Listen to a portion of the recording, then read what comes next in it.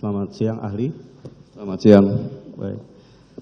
Pertanyaan saya yang pertama ini kaitannya dengan surat dakwaan ya, ahli ya.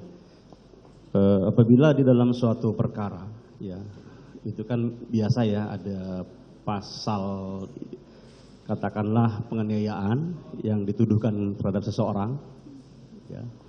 Kemudian ada juga jungtonya biasanya di dalam satu kesatuan, itu misalnya di pasal 55 atau penyertaan.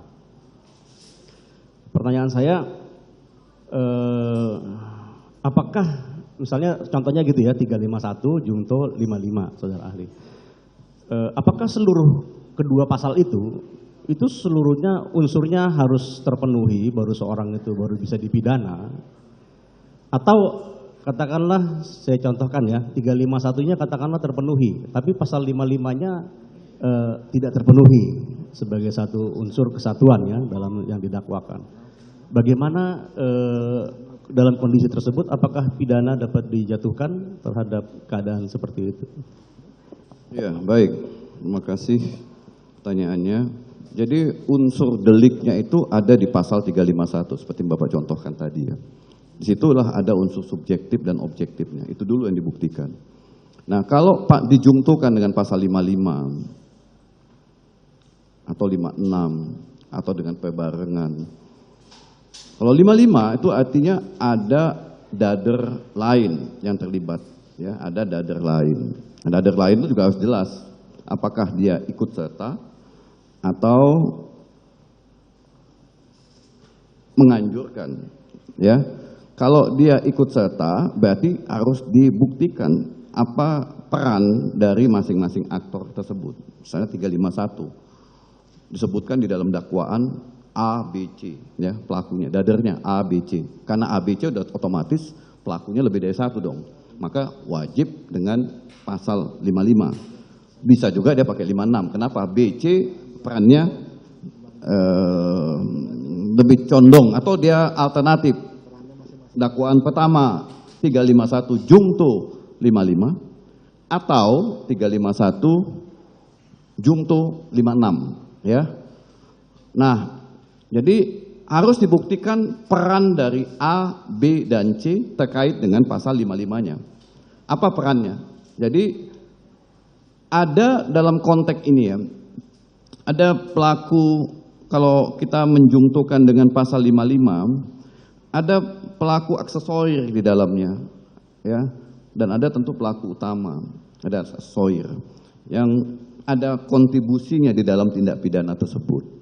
Jadi, kalaupun dia aksesorir, maka di dalam dakwaan itu juga harus dibuktikan peran dia apa. Jadi, kalau ternyata A, B, C itu lebih cenderung, B dan C lebih cenderung sebagai alat, ya, dun plegen juga harus dibuktikan. Jadi walaupun disebutkan 351, tapi dun plegen bukan mede plegen atau witloken, maka B dan C otomatis nanti kan harus dibebaskan. Tapi disebutkan bahwa dia adalah sebagai alat untuk melakukan tindak pidana. Orang gila ya diminta untuk memasang bom, kemudian bom itu meledak, atau seorang anak disuruh melempar rumah oleh si A, jadi B itu adalah anak-anak, perannya harus disebutkan juga. Sehingga B dan C itu ya tidak dipidana karena dia sebagai alat. Jadi tetap disebutkan. Kenapa? Aktornya lebih dari satu. Demikian. Baik, ya. Mungkin saya belum mendapatkan jawaban, tapi penjelasan ahli saya sangat apresiasi tadi. Pertanyaan saya adalah apabila ternyata, ini saya hypothetically ya, artinya sebagai perumpamaan, apabila ternyata pasal 351 itu ya, tadi kan ahli juga sudah mencontohkan, ada orang yang bersama-sama dituduhkan gitu ya, untuk melakukan. Ternyata terhadap orang-orang itu, khusus pasal 55-nya itu, katakanlah tidak terbukti di dalam suatu persidangan. Apakah pemidanaan itu tetap dijatuhkan karena kan ada unsur dari pasal yang didakwakan itu, dua pasal itu 351-nya dan 55-nya. Ini contohnya udah sangat spesifik ya ahli ya. Tidak terbukti pasal 55-nya aja misalnya. Apakah pemidanaan tetap bisa dijatuhkan? Atau semuanya harus dibuktikan dan terbukti? Iya, itu kasus per kasus ya. Jadi A memenuhi semua unsur. Ya, contohnya ya. A memenuhi semua unsur 351. Semua unsur ada pada A. Oke. B karena dijungtukan 55, enggak semua unsur ada. Ya, enggak semua unsur ada. Enggak semua unsur, misalnya dia tidak mengeksekusi, tidak melakukan perbuatan penganiayaan yang menyebabkan orang tersebut luka, tidak. Ya. Jadi peran dia dalam 351 adalah tidak sama persis dengan peran A. Oke, tapi unsur subjektifnya ada, punya sikap batin jahat. Karena kalau kita bedah 351 itu ada unsur subjektif dan ada unsur objektif. Objektifnya adalah akibat yang muncul pada korban. Jadi korban katakanlah luka ringan. Luka ringan itu karena A dan B. A melakukan pemukulan, B katakanlah dia hanya memegang kakinya, tidak melakukan pemukulan. Perannya tidak melakukan penganiayaan, ya. Yang melakukan lengkap itu, yang membuat rasa sakit itu adalah si A, pukulnya, puk. Si B hanya memegang. Oke. Perbuatan pidana itu tidak akan mungkin terlaksana kalau tidak dipegang kakinya, karena itu dijungtukanlah pasal 55. Oke. Yang memenuhi semua unsur yang menimbulkan rasa luka, sakit pada korban adalah si A. Si B tidak. Masa memegang menimbulkan rasa sakit, kan tidak kan? Nah, jadi unsur 351 tidak ada pada si B, tetapi A dan B bisa dikenakan pasal 351 bersama-sama menimbulkan rasa luka. Itu saya bilang. Jadi memang bisa jadi B atau C tidak menimbulkan rasa luka, tapi ada kontribusinya timbulnya rasa luka atau rasa sakit itu pada korban ketika dijungtukan dengan pasal 55. Baik. Sekarang saya ganti pertanyaannya ahli ya. Masih terkait dengan pasal 55 ya. Apabila di dalam suatu perkara, ini saya ambil contoh yang paling ekstrim ya. Dalam satu perkara itu ada 351-nya, ada 55-nya, berarti ada lebih dari 2 orang ya, lebih dari 1 orang. Kemudian ternyata itu kan berarti tuduhannya adalah secara bersama-sama melakukan penganiayaan. Itu bunyi dakwaannya. Tapi ternyata si B ya, si B itu tidak ada di tempat kejadian perkara gitu loh. Nah, pertanyaan saya, ya berarti kan pasal 55-nya itu tidak akan terbukti kan. Nah, apakah itu harus dilakukan penuntutan ulang karena kondisi seperti itu, artinya ada unsur yang tidak terpenuhi dari yang didakwakan. Bagaimana pandangan ahli? Iya. Jadi 55 itu memang menghendakin, terutama yang Medeplegen ya. Ya, dalam banyak putusan menghendakin kedua aktor itu ada di TKP, menghendaki. Tapi kalau Uitloken tidak, satu aktor tidak mesti ada di TKP. Kalau Uitloken menyuruh melakukan atau Dunplegen juga hanya ada satu pelaku di TKP, satu pelaku lagi atau pelaku lainnya tidak ada di TKP karena dia menyuruh orang lain melakukan tindak pidana. Medeplegen tidak. Di TKP itu ada aktor-aktor yang terlibat dan ada di lokasi. Nah, jika tidak ada, pertanyaan Bapak tadi, tidak ada, saya meragukan kalau itu pakai Medeplegen. Ya, tapi bisa juga pasal 55. Kenapa 55 itu ada 3? Ya, ada menyuruh melakukan, menganjurkan melakukan, atau ikut serta melakukan, bisa. Kenapa satu lagi ada di nun jauh di sana, tapi memantau perbuatan pidana itu. Ya, bisa pasal 55 tetap ya. Karena 55 itu tidak mesti aktor tersebut ada di lokasi ketika perbuatan pidana itu diwujudkan oleh salah satu aktor. Baik. Ini juga kaitannya dengan yang ahli katakan tadi ya, kaitannya dengan akibat, ini delik material ya. Langsung ke yang ahli sampaikan bahwa jika mati, ya jadi misalnya satu proses pemidanaan, persidangan itu sudah dimulai dengan 3 penganiayaan yang menyebabkan luka berat. Tapi ternyata di tengah jalan mati, mungkin saya mau lebih spesifik lagi ya. Tadi kan ahli bilang itu akan dipertimbangkan untuk menjadi alasan yang memberatkan. Jika hakimnya setuju ya. Baik. Apakah ada mekanisme penggantian pasal atau disebutkan dulu dalam kondisi yang tadi ya, saya rasa nggak di kasus itu ya, cuman dalam kondisi tadi apakah dilakukan penuntutan ulang atau dilakukan apa gitu?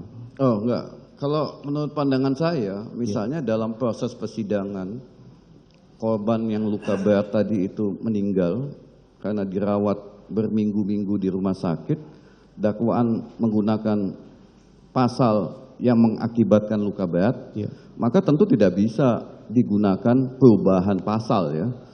Saya bilang tadi, itu hanya jadi evidence, disubmit di persidangan, ada kondisi terkini korban mengalami meninggal dunia. Jadi prosesnya tetap jalan sebagaimana dakwaan yang sudah disampaikan dan proses pembuktian yang sudah dilakukan.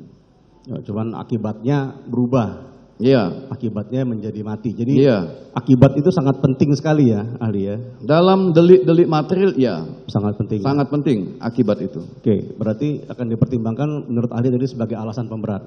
Jika ada situasi tertentu pada diri korban yang menimbulkan kematian. Ya, contohnya spesifik tadi ya, kematian. Nah, sekarang saya balik. Apabila dalam satu proses perkara, akibat nih, kita fokus ke akibatnya ya. Yang awalnya luka berat, ternyata sekarang sudah sembuh, misalnya sudah sembuh. Apakah itu secara contrario itu adalah harus dipertimbangkan menurut ahli ya, dipertimbangkan sebagai alasan yang meringankan, karena ya tadi kan kalau dia menjadi mati akibatnya akan menjadi lebih berat. Kalau dia agak sembuh, apakah itu akan dipertimbangkan sebagai sesuatu yang meringankan? Mohon pandangan. Iya, jadi alasan yang memberatkan, alasan yang meringankan itu tataran normanya dirumuskan oleh majelis hakim. Ya, orang yang berlaku sopan di pengadilan, hakim memberikan penilaian secara khusus. Jika korban sembuh misalnya dari perbuatan penganiayaan, itu juga akan jadi pertimbangan secara khusus bagi hakim. Ya, korbannya akibatnya cacat, itu juga akan jadi pertimbangan secara khusus bagi hakim. Apakah itu nanti menjadi pertimbangan yang meringankan, maka majelis hakim yang akan memutuskan. Tetapi yang jelas kondisi faktual korban hari ini memang harus disampaikan kepada majelis. Apakah kalau itu misalnya dari PH, tentu kondisi faktual hari ini disampaikan bahwa korban sudah sembuh, mohon dipertimbangkan untuk dapat alasan yang meringankan. Mungkin jaksa keberatan, kenapa korban mengalami pendarahan otak segala macam, atau mungkin pihak jaksa tidak setuju bahwa korban mengalami penyembuhan. Jadi memang masing-masing pihak menurut saya punya hak untuk menyampaikan kondisi faktual hari ini terhadap diri korban. Masing-masing pihak. Terima kasih ahli. Kemudian ini kaitannya tadi juga dengan keterangan ahli ya. Karena kan kalau misalnya tadi kan ahli sudah mengkategorikan gradasinya ya. Dari yang penganiayaan biasa 351, penganiayaan yang direncanakan 353, penganiayaan berat 354, penganiayaan berat berencana 355. Artinya kan bahkan di dalam mungkin ada satu kategori lagi ya, yang tidak dipidana ya. Penganiayaan yang tidak dipidana juga ada ya. Artinya mungkin adanya serangan atau apa ya. Mungkin saya nggak terlalu jauh ke situ, tapi ahli juga sampaikan tadi ada waktu untuk berpikir. Jadi inilah yang menjadi titik pembeda antara yang direncanakan dengan yang dilakukan secara spontan ya. Nah, saya juga tertarik tadi dengan contoh yang ahli sampaikan terkait dengan apa tadi yang ada bosnya lagi mau keluar kota, ya kan? Sehingga ada perencanaan akan diambil jam 2 laptopnya. Artinya diskusi yang ada itu kan kalau ahli mencontohkan tadi kan adalah diskusi terkait dengan bagaimana menjalankan tindak pidana itu. Itu menjadi suatu perencanaan. Itu contoh yang sangat simpel. Saya juga sangat setuju. Berarti harus ada pembagian peran, harus ada jam-jamnya ini. Nah, pertanyaan saya, karena kan di antara yang berencana dengan yang berat ini kan bedanya kalau nggak salah ya 5 tahun ya ahli ya. Satu diancam dengan 12 tahun pidana, Kalau yang penganiayaan berat aja kalau nggak salah 7 tahun ya. Ya. Jadi harus ada pembeda yang tegas gitu loh, mana sih yang berencana. Nah, apabila di dalam satu pasal yang sedang dituduhkan yaitu penganiayaan, ya, itu yang ada itu hanya sebuah umpatan kebencian katakanlah terhadap seseorang, umpatan kebencian, ya, gue pukul nih atau sebel banget ini dia sudah melakukan X gitu. Kalau gue jadi lu, gue pukul juga. Maksudnya, apakah itu sudah bisa dikategorikan sebuah perencanaan, umpatan-umpatan itu ya, yang dalam orang kondisi sangat marah.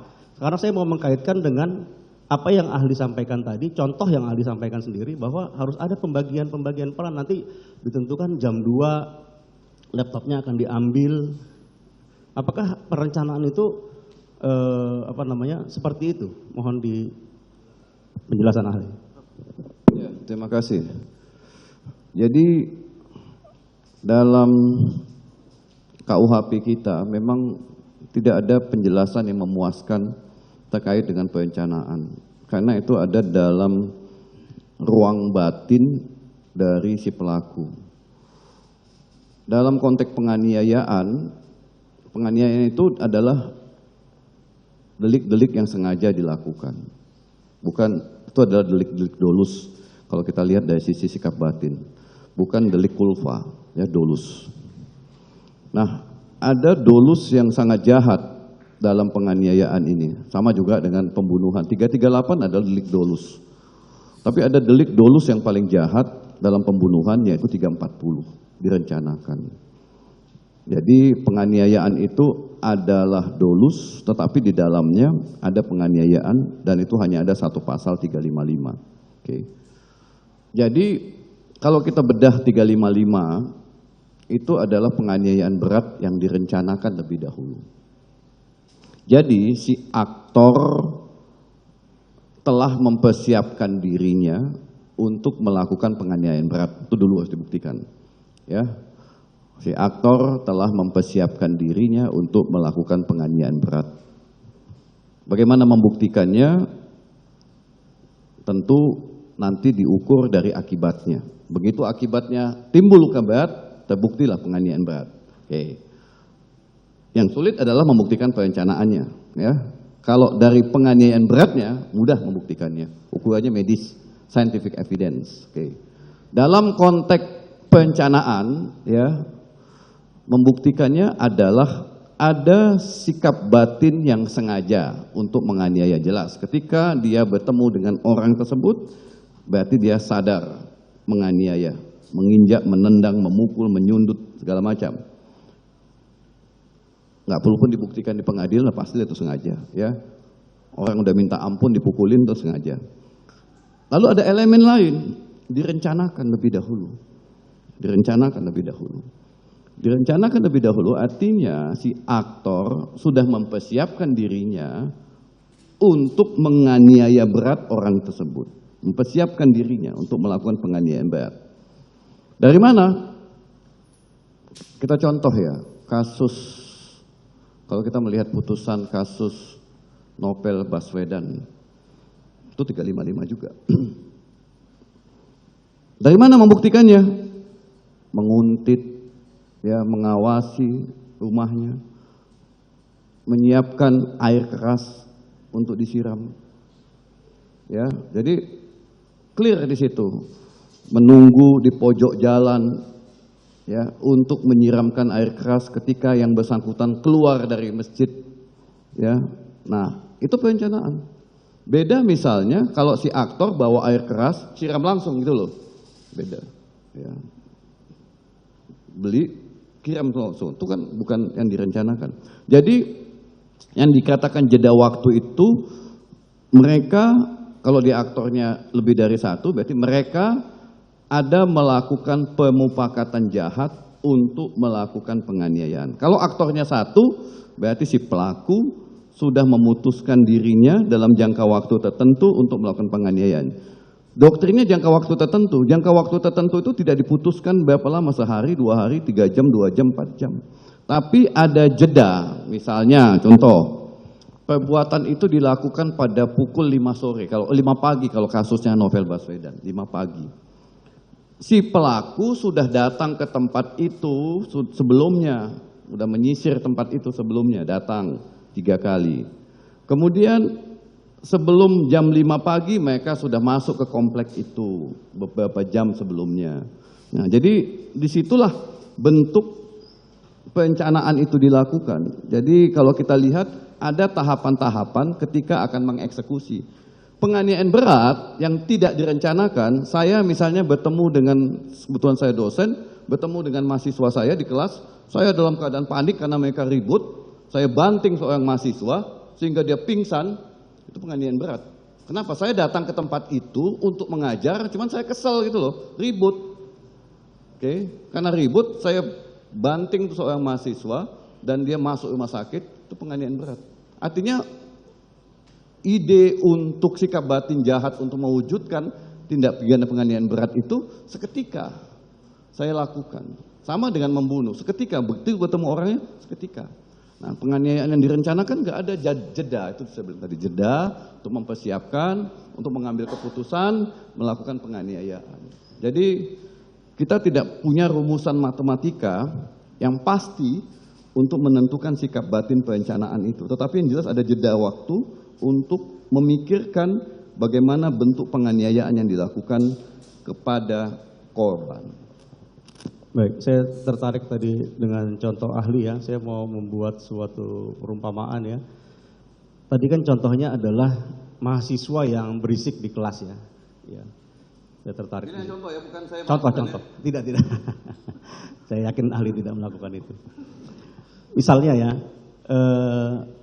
dia berisik, seorang mahasiswa berisik dengan dosennya. Habis setelah itu dosen itu kan kesel ya, tapi tidak dibanting. Pada seketika tidak dibanting. Cuman dia mengundang atau mencoba untuk bertemu ya. Dosen ini ya, dosen X ini mencoba untuk bertemu dengan mahasiswa A ini. Di mana di dalam pertemuan itu terjadi pembicaraan yang menyinggung hati dosen X ini. Misalnya malah jadi dikatain, lu dosen nggak bener juga apa yang lo omongin gitu, misalnya gitu ya.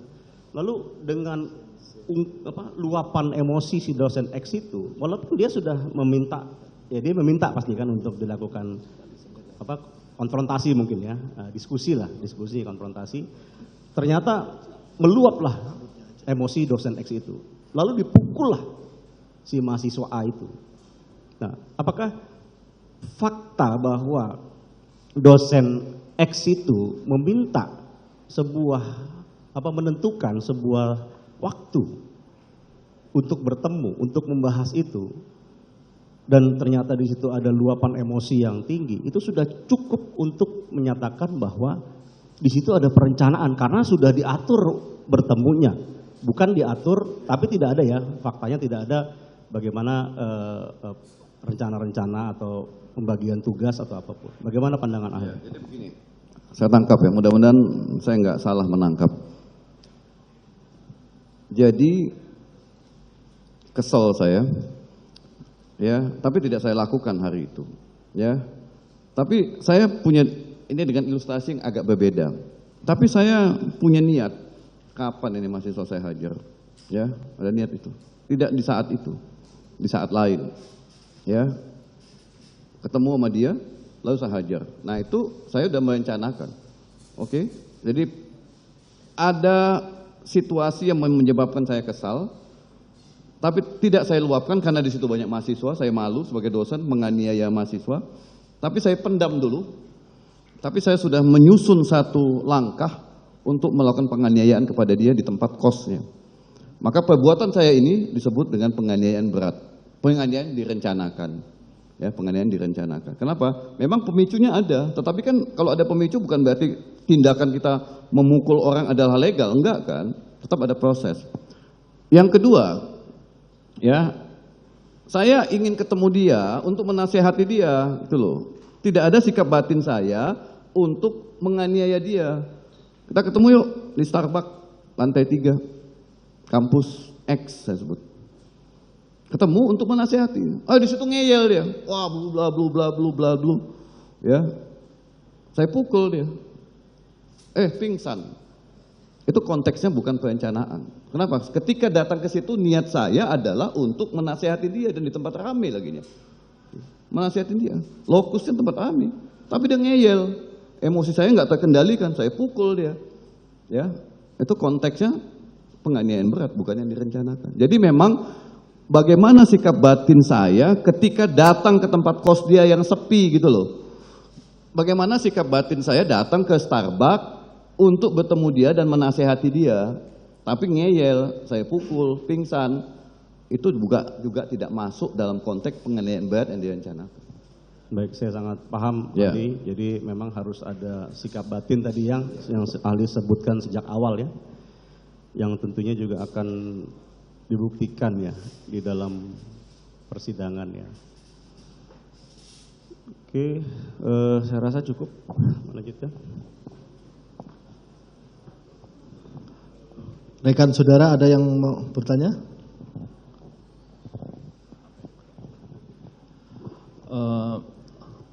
Izin majelis. Ahli, tadi saya kalau nggak salah ya, tadi terkait dengan sikap batin dan perencanaan dalam satu tindak pidana berencana. Disebutkan oleh ahli tadi mengatakan ada pembagian tugas, ada pembicaraan atau langkah-langkah apa atau teknis dalam melakukan tindak pidana itu. Nah, dalam suatu tindak pidana yang terjadi itu ternyata ada beberapa orang yang ingin bertemu seseorang. Ternyata itu tidak membicarakan teknisnya, tidak membagi tugas, dan tidak berniat untuk melakukan penganiayaan suatu tindak pidana. Dikaitkan tadi dengan perencanaan tadi dan niat jahatnya. Ini praktis soal ini. Jadi ini masuk kepada bentuk suatu kasus gitu loh. Apakah dengan tidak ada perencanaan pembagian tugas, teknis melakukan tindak pidana tadi, dan kemudian seperti ahli mengatakan ingin diajak juga baik-baik, apakah ini termasuk tindak pidana berencana untuk melakukan satu tindak pidana atau perencanaan untuk melakukan satu tindak pidana? Baik, terima kasih. Jadi ini berarti dadernya lebih dari satu ya? Ya. Nah, dalam konteks perencanaan melakukan tindak pidana yang dadernya lebih dari satu, kadang-kadang ide perencanaan itu hanya ada pada satu orang. Ya. Intelektual dader menganggap sebagai materialis dader. Ada pada satu orang. Yang lainnya ditarik-tarik untuk terlibat dalam mewujudkan tindak pidana itu. Nah, inilah yang harus jeli lihatnya, harus jeli. Apakah dader-dader lainnya itu memang ditarik untuk terlibat atau ditarik dan dia menyetujui keterlibatan itu, atau ditarik dia nggak menyetujui keterlibatan itu. Jadi ada kemungkinan, makanya penyertaan itu harus dilihat elemen pelaku penyertanya. Jadi dalam sebuah skenario tindak pidana kadang dadernya satu ya, materialis dan intelektual. Cuma dia nggak punya nyali melaksanakan sendirian, diajak yang lain. Keterlibatan orang lain itu bisa ke 55, angka 1 ke 1, bisa juga angka 55, 1 juga disuruh gitu loh. Suruh, nggak ada pilihan lain untuk mewujudkan tindak pidana tersebut. Misalnya ada ketergantungan ekonomi, ada rahasia yang dimiliki oleh yang bersangkutan, sehingga dia tersandera untuk mewujudkan tindak pidana itu. Makanya pasal 55 ayat 1 angka ke 1 ada 3 kemungkinan untuk dader lain yang bukan materialis dan intelektualis.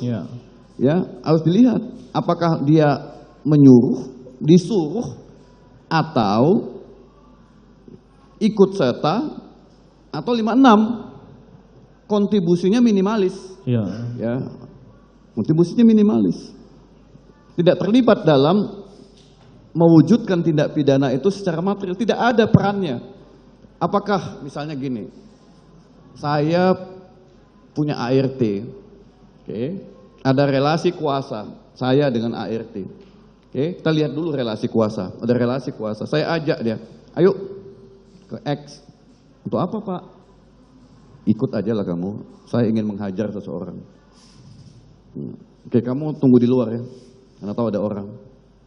Saya hajar orang tersebut. Ada ART saya di TKP. Tapi kan hakim akan lihat relasi kuasa saya dengan ART. Dia nggak mungkin menolak ajakan saya. Ya. Oke, jadi memang kompleks dia. Bapak harus lihat hubungan perbawa atau tidak, hubungan relasi kuasa atau tidak, atasan bawahan atau tidak, atau ada hubungan-hubungan lain antara saya dengan orang yang saya ajak ke lokasi dengan tanda kutip pembantaian. Artinya Melihatnya harus jeli juga, ya, nggak selamanya orang yang ada di TKP otomatis dia membuka pintu, ayo Pak masuk Pak. Misalnya ART saya, Pak masuk Pak, Bapak udah nunggu di dalam, ya kan? Oh ya, ini Pak ya saya sediakan minuman. ART itu saya tahu mau menghajar itu, tapi dia nggak bisa memiliki kuasa. Atau dia saya bayar, kamu tutup mulut dulu deh, ya.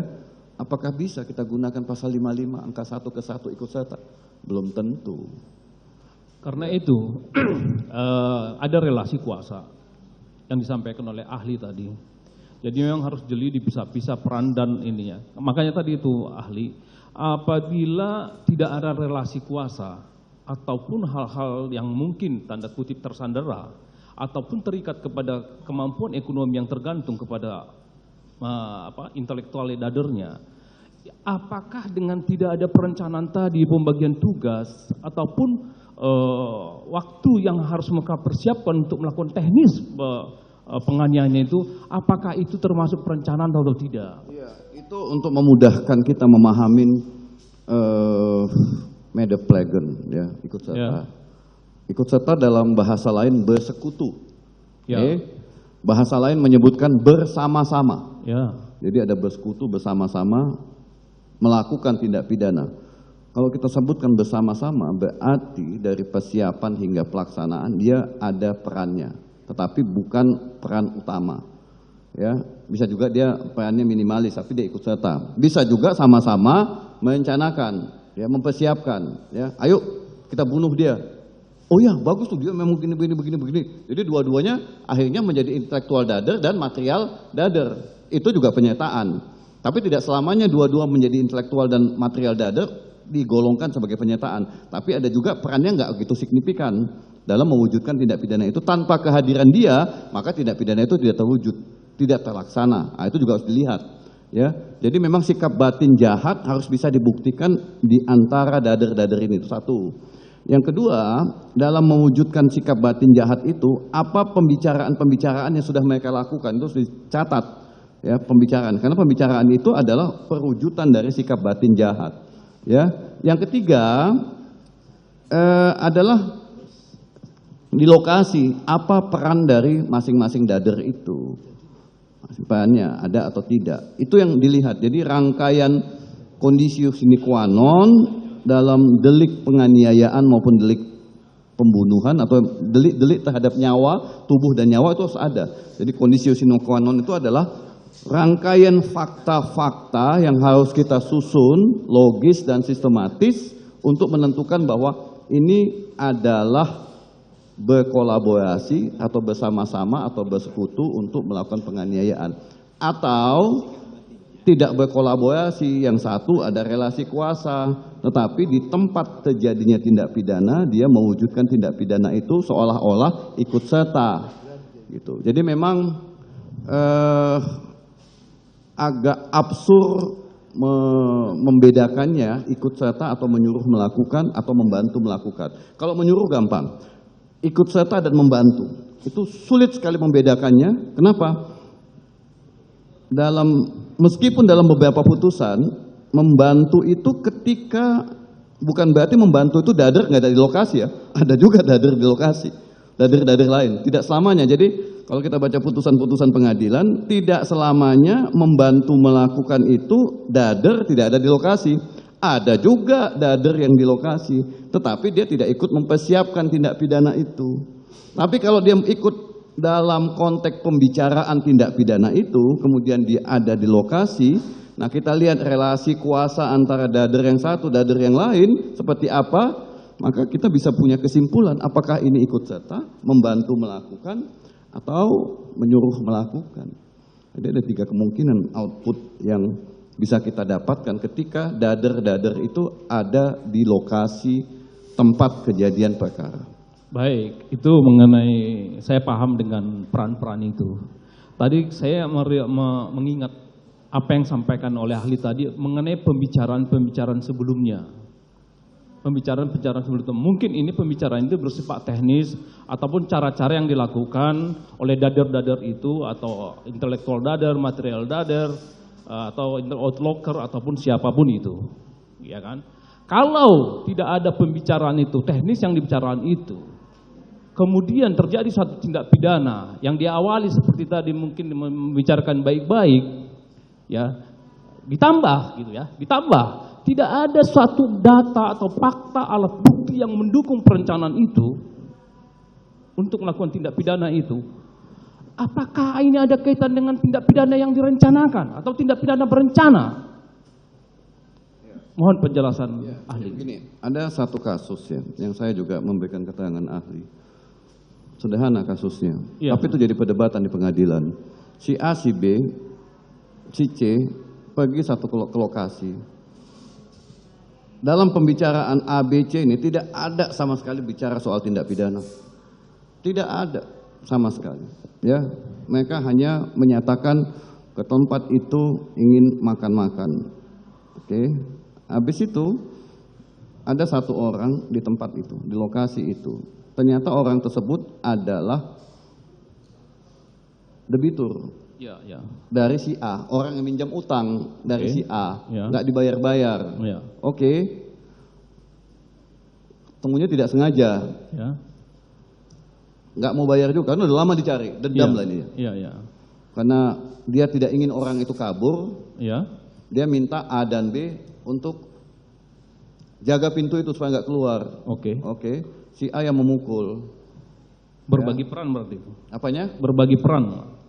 Iya, Nah, berbagi peran ya. iya disuruhnya jaga. Tapi kan dari awal niat jahatnya nggak ada. Ini saya mau sebutkan. Oke. Ya, niat jahatnya nggak ada. Baik, Tapi baik. disuruhnya untuk Baik. jaga. Nah, apakah dalam kasus ini dan si korban tadi itu mengalami luka lah?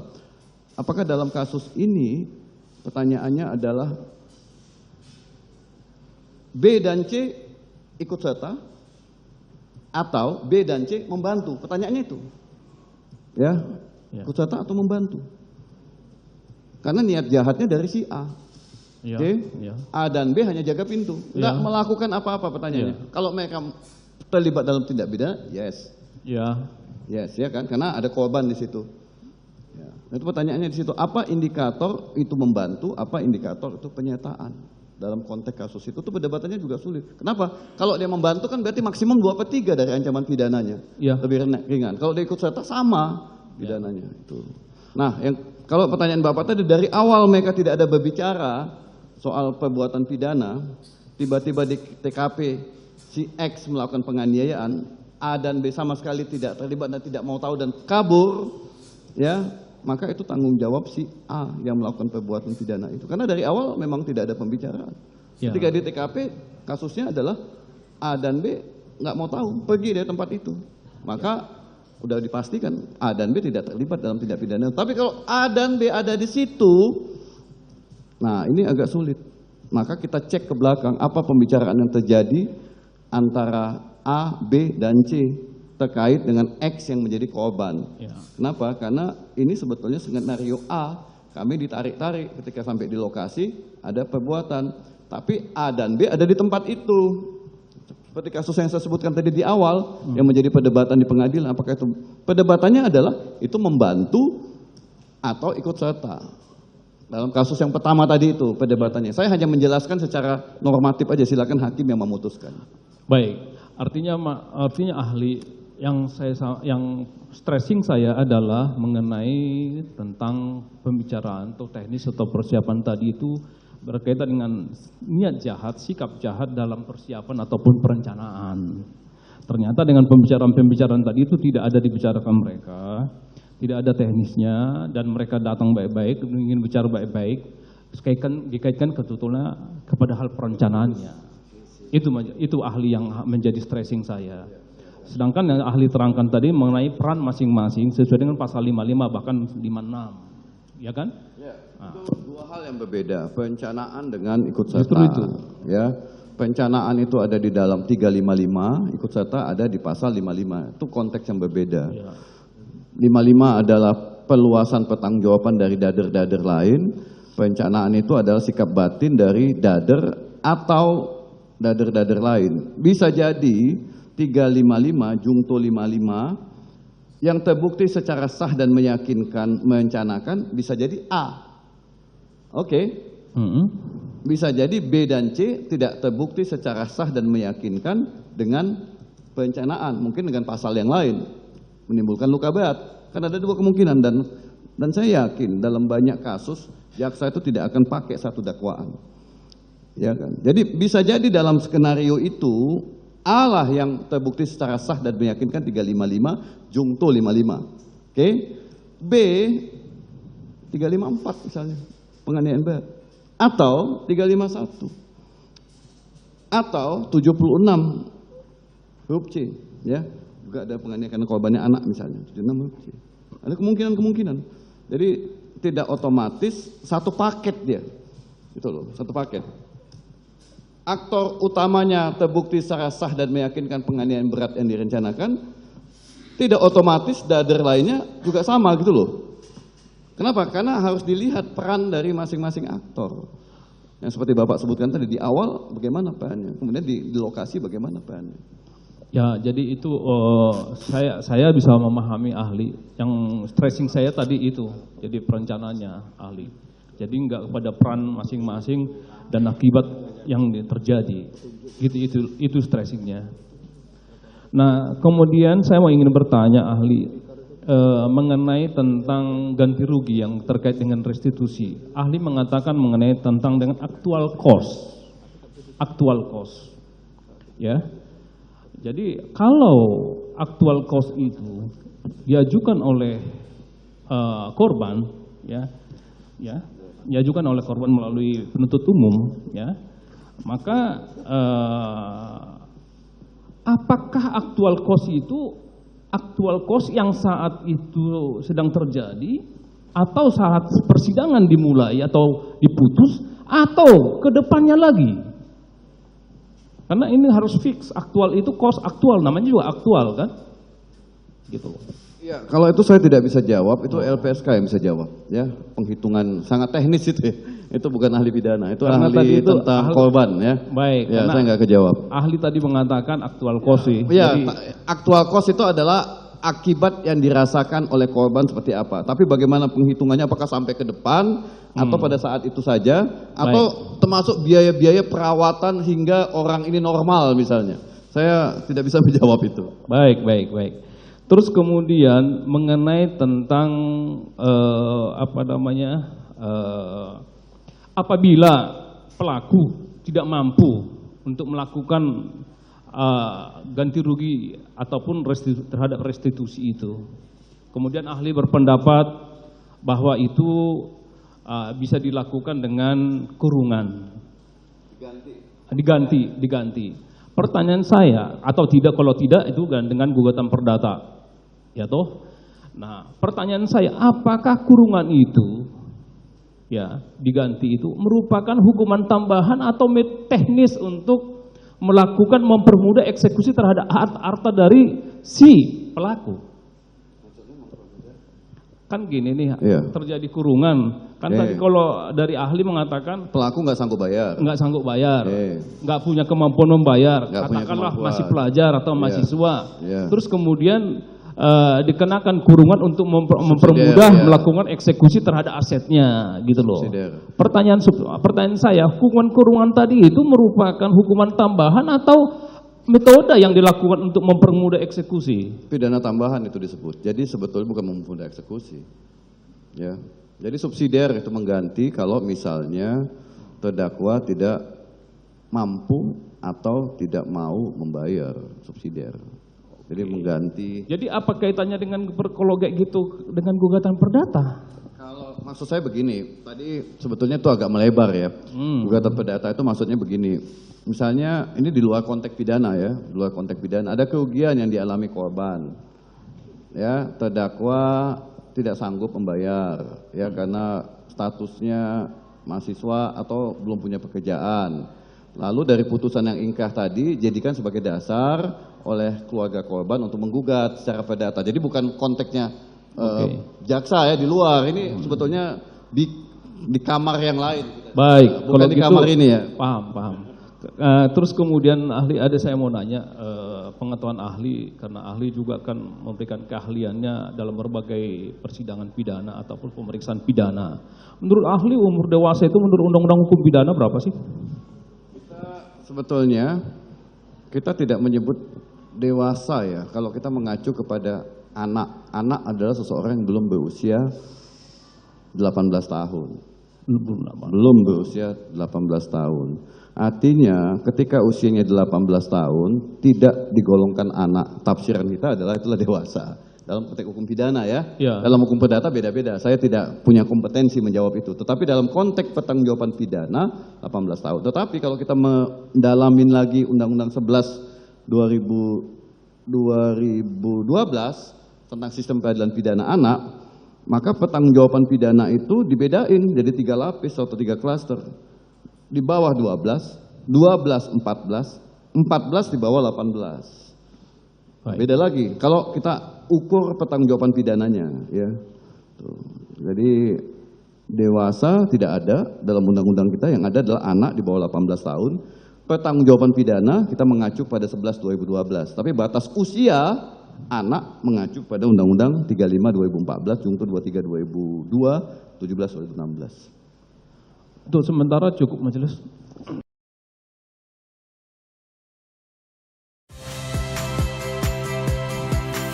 Saya Ihsan Sitorus. Saksikan program-program Kompas TV melalui siaran digital, pay TV dan media streaming lainnya. Kompas TV, independen, terpercaya.